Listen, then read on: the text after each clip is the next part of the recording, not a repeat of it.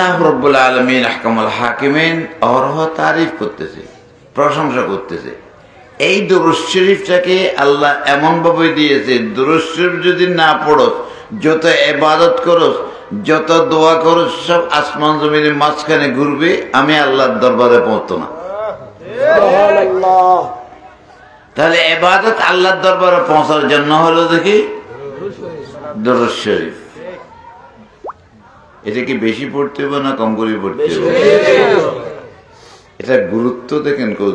দুরূদ মানে নবীর উপরে সালাত সালাম পেশ করা। আর আপনাদের আজকে যে হেডিং দিচ্ছেন সুন্দর করে, ঈমানের সুন্নি মহাসম্মেলন সালাতু সালাম, হ্যাঁ সালাতু সালাম ও ওয়াজ মাহফিল।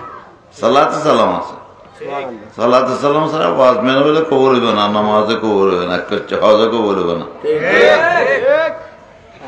তাহলে সালাতু সালামের মধ্যে একটা দেখি, সালাম দেওয়াটা মুসলমানের জন্য সুন্নত। একে অপরকে সালাম দেওয়াটা আসসালামু আলাইকুম সুন্নত, উত্তরটা তো বলেন ওয়ালাইকুম আসসালাম। তাহলে আসসালামু আলাইকুম আপনি বললেন, একজন মানুষ নামাজ পড়ে থেকে আপনাকে আসসালামু আলাইকুম বলতে পারবে নামাজের মধ্যে? পীর সাহেবের বলতে পারবে? হ্যাঁ, কাকেও বলতে পারবে না। না, প্রধানমন্ত্রী আসলে হইতো না, ঠিক না? তাহলে সালাম দেওয়া কাকেও যেত না। কিন্তু নামাজের মধ্যে নবীকে সালাম না দিলে নামাজ হবে না। নবীকে আপনার মতো আমার মতো মা আমাদের ঘরে আসবে, এই জন্য আমাদের মতো হয়ে গেছে, নবীর মতো در عالم امکان کیسے ہستے مثالاش در عالم امکان کیسے ہستے مثالاش جویم چه نبیرا بچه اقتاب ولیرا اللهم محمد صلی مولانا محمد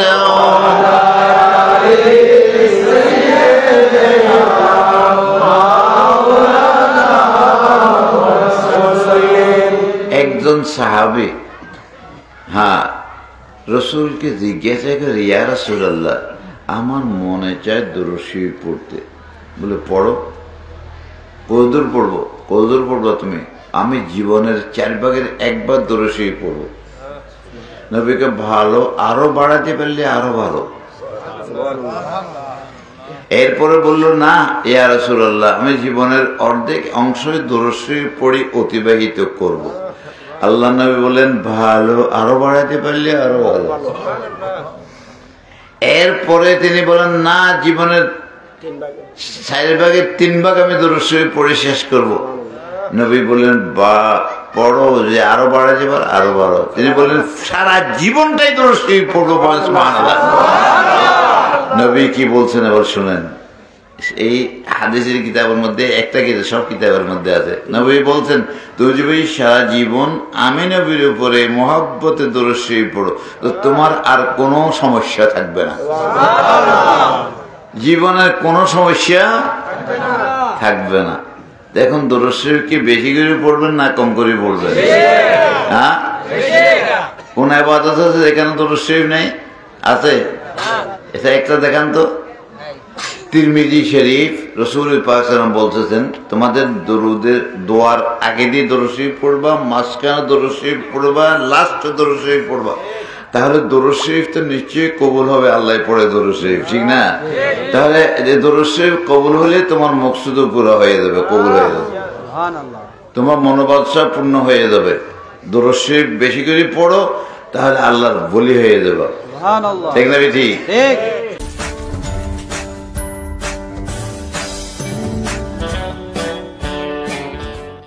দুরূদ শরীফ কোনটা পড়বো, এটাও তো একটা দরকার।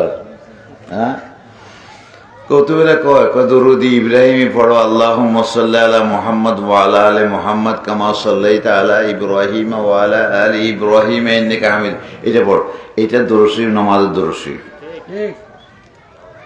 বুঝবেন নি ভালো করে? আমি এই যে কোন জায়গায় এটা কোন জায়গা সিলেট না আমি বলে গিয়ে আমি আসছি যে এখানে প্রথম বাড়ির থেকে এই পর্যন্ত 45 বছর হয়েছে। তোমরা ছোট ছোট বাচ্চারা তোমরা দেখো নেই, আমার লোক যারা আসছে তারাও মারা গেছে। আর বুড়ো যেগুলো আমার মুড়িদানা ছিল এগুলো এখনকার আবুল হাসিম মিয়া একটু আছে বুড়ার মধ্যে, ওই আছে এই যে একটা আছে। হ্যাঁ, আর বেগুন গেছে। হ্যাঁ, তুমি আছো তো আল্লাহ, তবে তোমাদের অত বেশি বয়স যেগুন গেছে গা দেবান টেবান আসলে যেরকম বেগুন গেছে গা। তাহলে আল্লাহুম্মা সাল্লি আলা মুহাম্মদ, আল্লাহ নবীর উপরে দরুদ শরীফ পড়ো, সালাম তো নাই। আর আল্লাহ অর্ডার দিছে ইমানদারদেরকে সালাতু সালাম দুটো পড়বে, ঠিক না বেশি? ইয়া আইয়ুহাল্লাযীনা আমানু, হে ইমানদাররা, সাল্লু আলাইহি ওয়া সাল্লিমু তাসলিমা, নবীর উপরে দরুদ শরীফ পড়ো, সালাম পেশ করো, সালাত পেশ করো। সালাম পেশ করো কয়টা? দুইটা। কিভাবে পেশ করবা? তোমরা অন্যান্য না, বন্ধুর সালাম দিতে, ভাই কেমন আছো, আসসালাম আলাইকুম, ঠিক না বেটি? আসসালাম আলাইকুম কোনা। মা বাপরে সালাম দিতে কিভাবে? খুব নরম হয়ে, ঠিক না বেটি? তাহলে মিলিটারিরা তাদের মানে উপরস্থরা সালাম দিবার সময় দাঁড়ায় এরকম সেলুট দে, দাঁড়ায় দেয় না বসি দে? দাঁড়ায় দে। বসি দিলে সাথে থাকবো নি? হ্যাঁ, থাকতো না। তাহলে নবী তো সবচাইতে বড় সৃষ্টি জগতে, নবীর থেকে বড় আর কেউ নাই। তো কাজেই নবীকে যেভাবে সুযোগ হয় সেইভাবে সম্মানের সাথে সালাম দাও। যখন মাহফিলে আসছো দাঁড়িয়ে সালাম দাও, নবীর দরবারে যখন যাবে দাঁড়িয়ে দাঁড়িয়ে সালাম দিবা, ঠিক না বেটি? হাজিয়ে বাঁচো নেই, হাজিয়ে বাঁচো। হ্যাঁ, আমি 28 বেড়ে গেছি। নবীরে দাঁড়িয়ে দাঁড়িয়ে সালাম, বসি সালাম না। নামাজের মধ্যে বসি দাও, হ্যাঁ, জানাজার নামাজে দাঁড়িয়ে দাও, ঠিক না বেটি? দাঁড়িয়ে নামাজ ইয়ের মধ্যে কের মধ্যে দর্শী পড়ো না, দাঁড়ায় দাঁড়ায় পড়ো। হ্যাঁ, কিন্তু নবী পাক সাল্লাল্লাহু আলাইহি ওয়াসাল্লামের উপরে সসম্মানে দাও, তাসলিমা শব্দ অর্থে সসম্মানে দাও, অন্য কারো সঙ্গে যেন তার সামঞ্জস্য মিল না হয়, পরিপূর্ণ মুহাব্বতের সাথে নবীকে সালাম দাও। কি দিবার জন্য বলছে? একটা হলো সালাত আর একটা হলো সালাম। কয়টা? কিন্তু নামাজের মধ্যে কয়টা আছে? আল্লাহুম্মা সাল্লি আলা মুহাম্মদ ওয়া আলা আলি মুহাম্মদ, সালাম নাই, আছে নাই? তাহলে এটা আল্লাহ কয় সালাত সালাম পেশ করো নবীরে, আর তুই একটা বড় কেন? নামাজের মধ্যে একটা, এটা নামাজের দরুদ, এটার মধ্যে সালাম আছে আগে। আত-তাহিয়াতু লিল্লাহি ওয়াস-সালাওয়াতু ওয়াত-তাইয়্যিবাতু, আসসালামু আলাইকা আইয়ুহান নবী। দেখছেন, উপরে সালাম তারপরে সালাত, দুটোটা মিলেই পরিপূর্ণ সালাম, সালাত সালাত সালাম হয়েছে।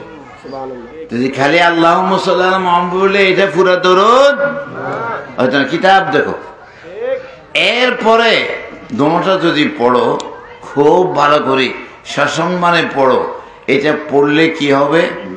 আল্লাহ তোমার ইবাদত কবুল করবে, তোমার প্রার্থনা কবুল করবে।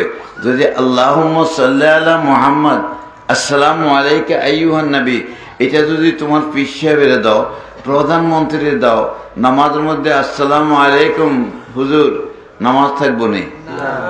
নামাজ থাকবো? খুব ভালো করে জানো, নামাজ থাকবো? থাকতো না, কারণ সালাম দেওয়াটা হলে স্বাভাবিক ভাবে। হ্যাঁ, কিন্তু নামাজের মধ্যে সালাম কাকে দেওয়া? কারো সালামের উত্তর দেওয়া যাবে না। কেন যাবে না? পড়লে তাহরিক তাকবীর তাহরিমা বানছিল নামাজে, আল্লাহু আকবার, এটা তাকবীরে সব হারাম করে দিয়েছি, যেগুলো বৈধ আছে আমার সব হারাম। এখানে আল্লাহ আল্লাহ রসুলের সঙ্গে কথা, আর অন্য কারোর সঙ্গে নাই, যে কাজের সালামও অন্য কেউ দম দিত না, তো ওয়াজও করণ দিত না, হ্যাঁ এগুলো যাইতো না। তাহলে নবীর যদি সালামটা না দাও তাহলে নামাজ কবুল হবে না।